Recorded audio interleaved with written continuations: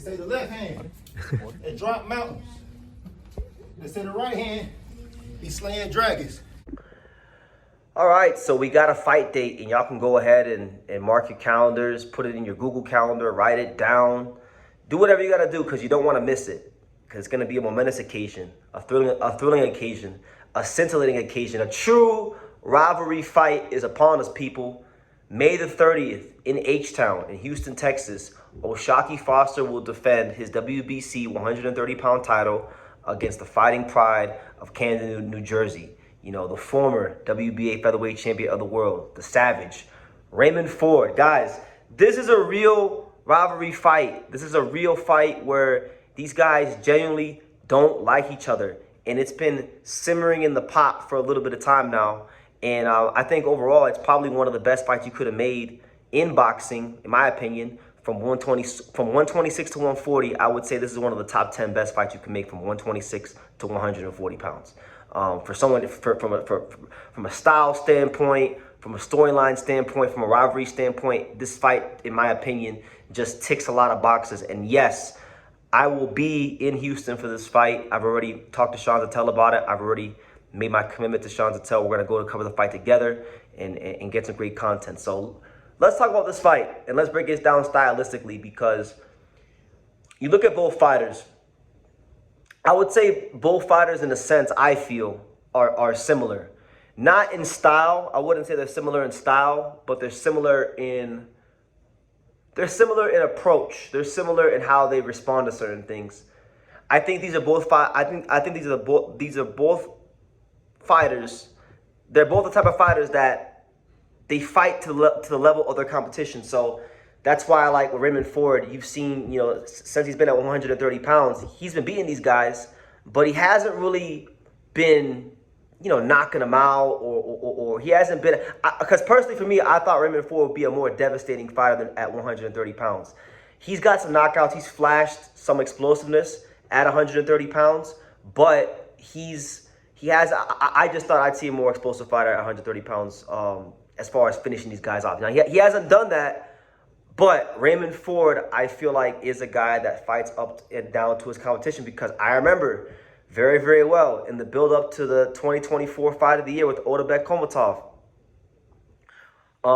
I thought Raymond Ford, was pretty lackadaisical in a lot of fights going into that fight, right?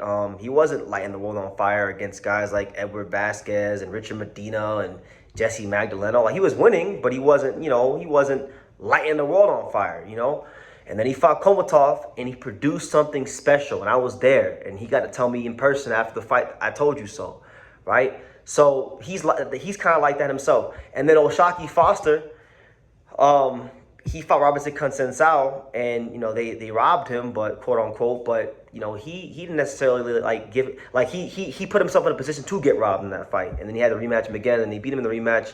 And then you saw when he fought Stephen Fulton, who was a name, he turned it up. He fought to the best visibility, albeit Fulton was, he spent his whole training camp at the Poppy store eating cheesesteaks and shit like that. So he wasn't the regular Stephen Fulton, but you get what I'm saying. Like, both these guys have had moments of their career where they fight up and down in competition depending on who's in the ring, right? So when you break it down, it's an orthodox versus southpaw matchup. You got two guys that can box. I would say the better outside boxer in this fight to me is O'Shaquie Foster. Ford can box on the outside, but I think Foster makes adjustments a little better than Ford. And the reason I'm saying that is because when Raymond Ford fought Nick Ball, and albeit I know he was probably weight drained, because he was talking about not being even the healthiest going into the Komatov fight after he won the title, but it took him too many rounds to make an adjustment against Nick Ball. And I didn't like the fact that it took him so long to do that. And that's why I feel like he put himself in a position to get robbed in that fight, quote unquote, or lose on the cards. And, you gotta think a lot quicker against O'Shaquie Foster. He's very good on the outside. He's very long. He's not gonna give you what you want. You're gonna have to make him fight your fight. You're gonna have to channel. Like, I think in this fight, Ford is going to have to do a little bit. I'm not going to say it don't got to be exactly like what we saw in the Komatov fight, but he's gonna have to go to that place, whatever place he was at back in March of 2024, when he was pissed off at the world and pissed off at me because I was talking crazy about Odebeck Kontal beating him. Whatever place he has to go to produce those moments in the pocket again, I think he's gonna have to do that in this fight.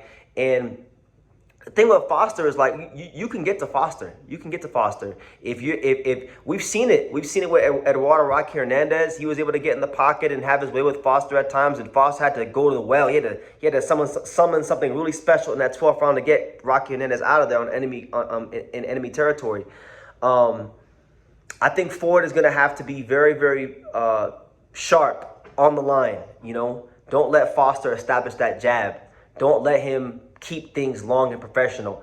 Make him get underneath that jab and counter and be the more explosive guy. Because I actually think in this fight, while I think O'Shaquie Foster is the better technical fighter. I do think he is, but I don't think the gap is so wide where Ford is just at this massive disadvantage. I think, you know, Ford has enough know-how where if he's able to get underneath the Foster jab, he can counter and he can be the more explosive guy, and he can use his frame to lean on him and bully him, right? But that's going to take Ford being dialed in. And sometimes Raymond Ford, it's frustrating watching him because even though he's beat some good fighters, and I'll give him his due, like he beat some decent fighters at 130, like Orlando Cabo Gonzalez, who was a Puerto Rican Olympian, Thomas Matisse, Abraham Nova. And to be fair, like, for the most part, these fights aren't that close. I mean, Nova got won some rounds off him when they fought, but you know, for the most part, he's been winning these rounds at 130. But like I said, I feel like there's another gear that he should be at with his physicality, with his speed, with his ruggedness that he showed in the Komatov fight and that he's shown throughout different parts in his career. I just need to see more mental consistency from Raymond Ford, and that's why I feel like that's why sometimes I'm like, man, that's why like I want to pick Foster in this fight. I'm not gonna lie to you, I'm leaning towards Foster in this fight because even though I feel Raymond Ford is a more explosive fighter and he could have his moments in the pocket and he could actually, honestly, in the pocket, I don't want to say bully, but you know, just be the more superior fighter than Foster. I just don't trust Raymond Ford's consistency. See, with Foster, I know what I'm getting. I know fight by fight, he's a guy that's going to keep things long, rangy, disciplined, professional, behind the jab. If you follow your front foot, he's going to counter. If you let him slow the pace down, he'll slow the pace down and just put rounds in the bank. Like that's generally speaking, that's what he's been doing these last couple of years, right? And with Ford, I mean, he's done that too with lesser opposition. I've seen Foster do it against top guys like Stephen Fulton, like Conceição. He fought the same guy. They have a common opponent with Abraham Nova. I feel like Abraham Nova gave them both work. But, you know, Raymond Ford was not able to drop Abraham Nova, right? O'Shaquie Foster was. So it's an interesting fight because I can see a path to victory for both men. But if I had to, make a pick, I would say the safest pick is probably O'Shaquie Foster on points. I think Ford is a good boxer, but I just think O'Shaquie Foster is a better boxer, technically. I think Ford is a better fighter. I think in the pocket is where I feel Ford has an advantage in this fight. So for me, breaking down the fight, I think Ford is going to have to keep the fight in the pocket and really show Foster who's the boss. And for Foster, he has to keep things on the outside and show Ford who's the superior, technical fighter and who really knows the sweet science, So that's my take on the fight. Either way you cut it up, slice it and dice it, it's a great fight, and I want to give credit to both men for stepping up to the plate.